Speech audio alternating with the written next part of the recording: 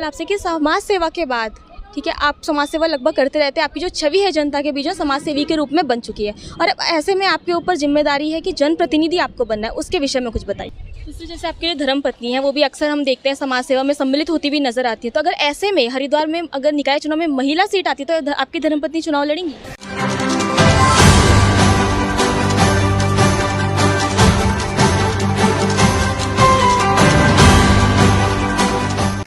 नमस्कार, आप देख रहे हैं न्यूज़ 127 और मैं हूं आपके साथ अक्षता रावत। लोकसभा चुनाव में मिली प्रचंड जीत के बाद भाजपाइयों का जो उत्साह है वो चरम पर है, और हरिद्वार में जल्द ही निकाय चुनाव होने वाले हैं, जिसके लिए मेयर पद के लिए भी प्रत्याशियों की होड़ मच चुकी है।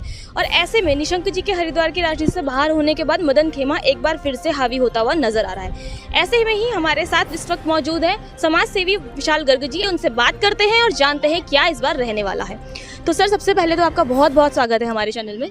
धन्यवाद अक्षता जी, मैं आपका धन्यवाद करना चाहूँगा कि मेरी आवाज़ को जनता तक पहुँचाने के लिए आपने जो है आज मुझसे बातचीत का ये कार्यक्रम रखा। तो सर, पहला सवाल आपसे कि समाज सेवा के बाद, ठीक है, आप समाज सेवा लगभग करते रहते हैं, आपकी जो छवि है जनता के बीच में समाज सेवी के रूप में बन चुकी है, और अब ऐसे में आपके ऊपर जिम्मेदारी है कि जनप्रतिनिधि आपको बनना है, उसके विषय में कुछ बताइए। देखिए, मेरा समाज सेवा का जो सफ़र है वो बहुत लंबा सफ़र है। हम लोग 2010 से लगातार मैं समाज के विभिन्न वर्गों में हर तरह से कार्य, चाहे वो शिक्षा के जगत में हो, चाहे चिकित्सा के जगत में हो, और हर तरह से, चाहे वो गरीब कन्याओं का विवाह हो, चाहे वो गरीब बच्चों के पढ़ाई के लिए कुछ करना हो, तो मैं लगातार समाज के बीच में रहा हूँ।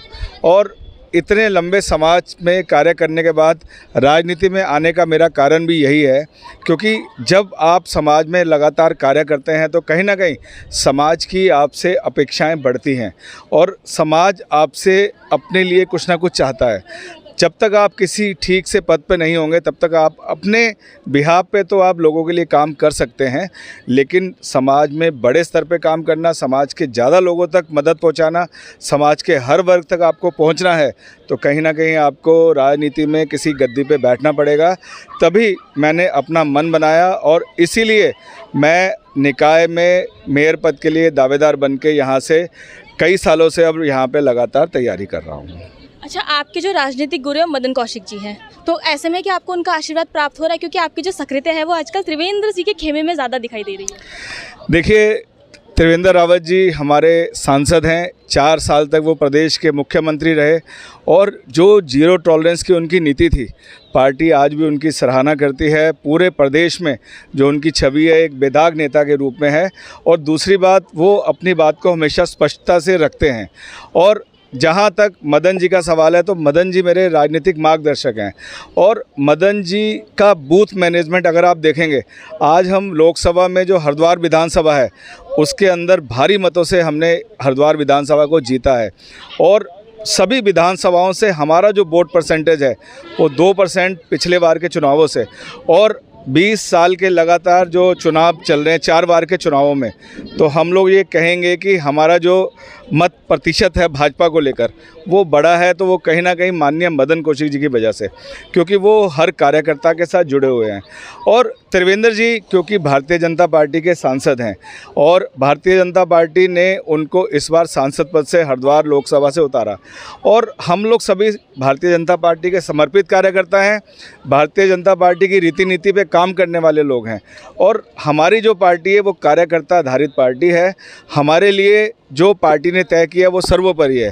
तो माननीय त्रिवेंद्र सिंह रावत जी ने जब यहाँ लोकसभा में चुनाव लड़ने के लिए पार्टी ने उनको भेजा, तो हमारा ये कर्तव्य था कि उनको भारी मतों से हरिद्वार लोकसभा में जिताए, और सब ने मेहनत करके, सभी कार्यकर्ताओं ने मेहनत करके माननीय त्रिवेंद्र सिंह रावत जी को और उत्तराखंड की 5 लोकसभा सीटों को हमारे कार्यकर्ताओं ने जिताकर मोदी जी के, माननीय यशस्वी प्रधानमंत्री नरेंद्र मोदी जी के हाथों को मजबूत करने का काम किया है।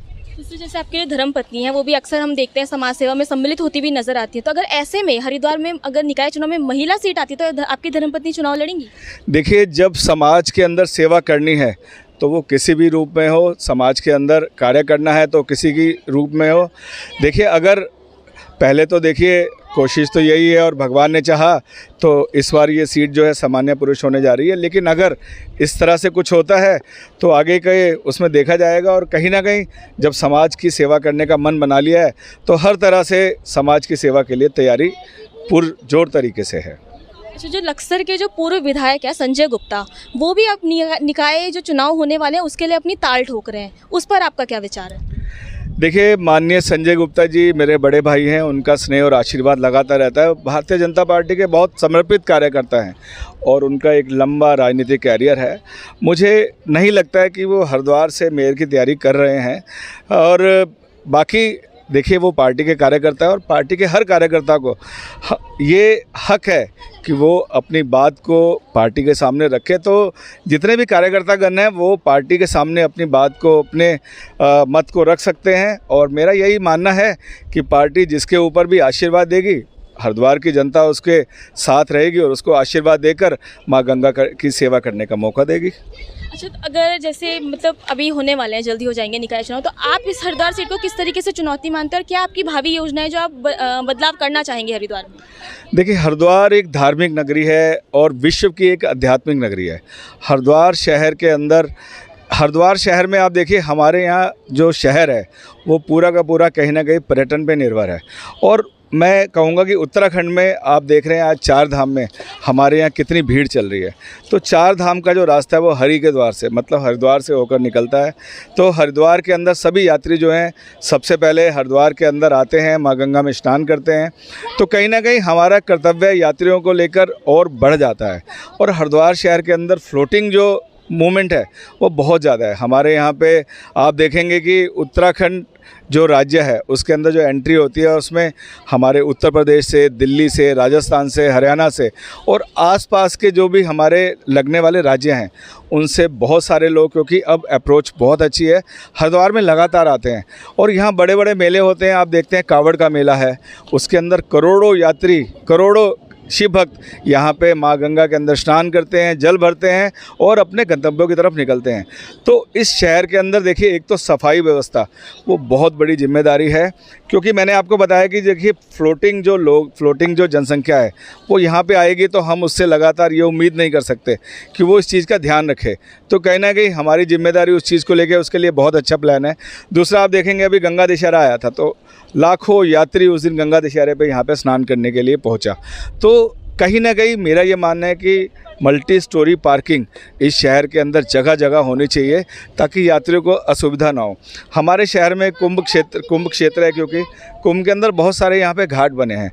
तो यात्री ज़रूरी नहीं कि हर की पौड़ी तक पहुँचे, यात्री जहाँ भी पहुँचे माँ गंगा के अंदर स्नान करे, तो उसके लिए उनको सही तरह से अपनी गाड़ियाँ, अपने जो व्हीकल हैं उनको खड़ा करने का स्थान मिले, इस चीज़ की भी बहुत बड़ी जिम्मेदारी है। तीसरा, क्योंकि ये एक पर्यटन स्थल है, तो यहाँ पे जो लोग आते हैं माँ गंगा में स्नान करने के बाद, माँ गंगा में डुबकी लगाने के बाद, हम देखते हैं कि वो तुरंत यहाँ से निकल जाते हैं, चाहे वो ऋषिकेश हो, चाहे वो मसूरी हो, चाहे वो देहरादून हो।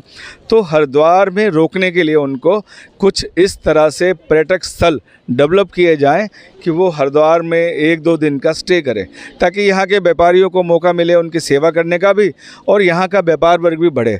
इन चीज़ों को लेकर भी बहुत सारी प्लानिंग मन में है, बहुत सारी चीज़ें माँ गंगा के आशीर्वाद रहेगा तो सेवा करने का हरिद्वार शहर में है।